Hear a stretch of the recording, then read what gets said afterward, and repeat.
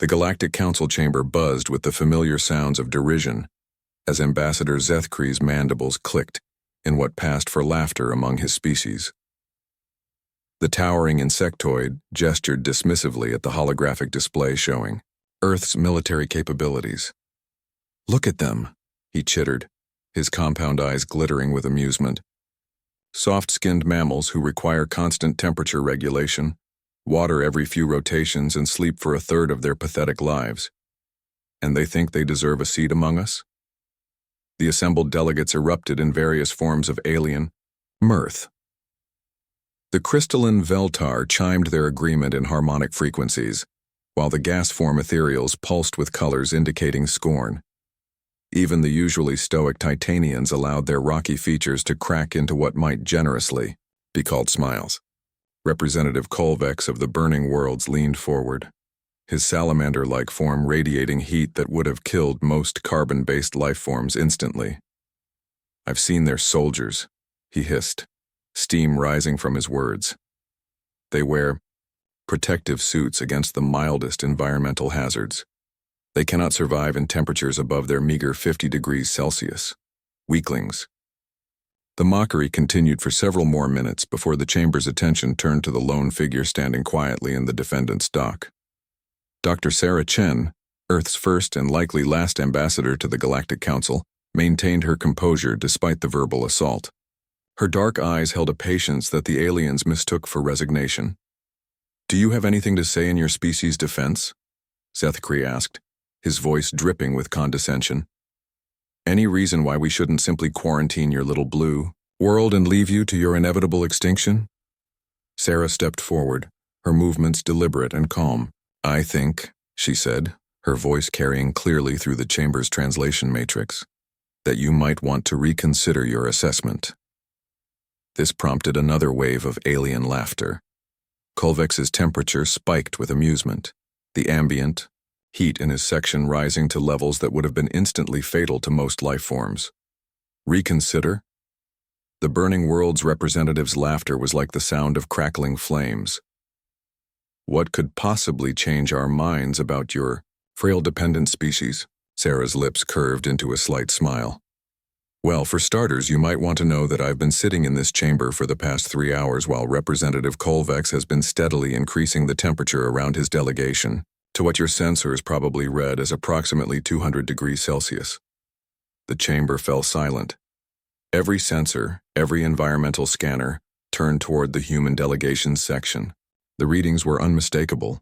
The ambient temperature around Sarah Chen was indeed hovering at 200 degrees Celsius, hot enough to boil water, hot enough to melt lead, hot enough to kill any known biological entity in the galaxy. Except for Sarah, who stood there completely relaxed, not even perspiring. "That's impossible," Kolvex stammered, his internal temperature fluctuating wildly with confusion. "Your species data clearly shows our comfortable range," Sarah interrupted gently, "not our survival range. You see, that's the thing about humans that you've fundamentally misunderstood. We're not just adaptable to our environment. We're adaptable, period."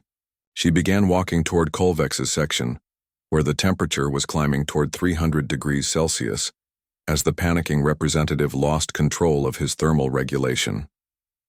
Other delegates scrambled away from the area, their environmental suits triggering emergency cooling protocols.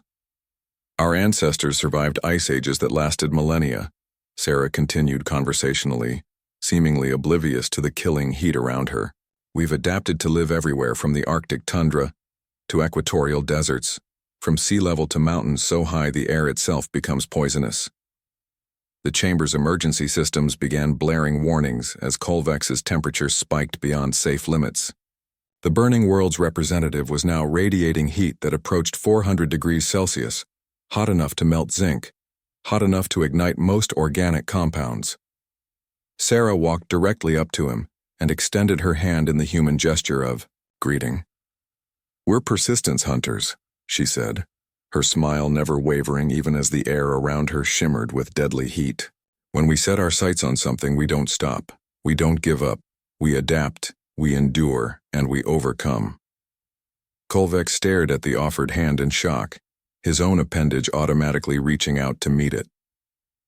The moment their skin made contact, he recoiled as if burned, not by his own heat, but by the startling realization that this human's body temperature was somehow perfectly calibrated to his own. "The real question," Sarah said, her voice now carrying an edge that made even the most confident delegates shift uncomfortably, "isn't whether we're strong enough to survive in your galaxy. The question is whether you're ready to share it with a species that considers impossible to be merely a starting point." She turned to address the entire chamber, her form still wreathed in heat distortions that should have reduced her to ash.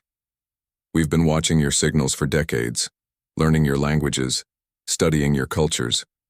We know about the Hive, wars, the Crystal Plague, the Dark Between. We know about every challenge this galaxy has faced." The silence in the chamber was absolute now, broken only by the quiet hum of struggling environmental systems. "And we're not here to ask for protection or charity," Sarah continued. "We're here to offer our partnership, because when the next impossible threat emerges, and there will be one, you're going to want humanity standing beside you." She walked back toward her position, the temperature in Kolvex's section slowly returning to normal as the shaken representative regained his composure. As she reached her spot, she turned one final time to face the assembly. "The vote on Earth's membership is yours to make," she said simply. "But remember this, you've just watched a single human stand in temperatures that would kill every other known species in this galaxy." And she was smiling the entire time. With that, Dr. Sarah Chen took her seat and waited, her expression serene, her vital signs perfectly normal, as if she had just enjoyed a pleasant afternoon stroll rather than a demonstration that would fundamentally reshape how the galaxy viewed humanity. The vote, when it came, was unanimous. "Welcome to the Galactic Council, humanity. Try not to break anything important.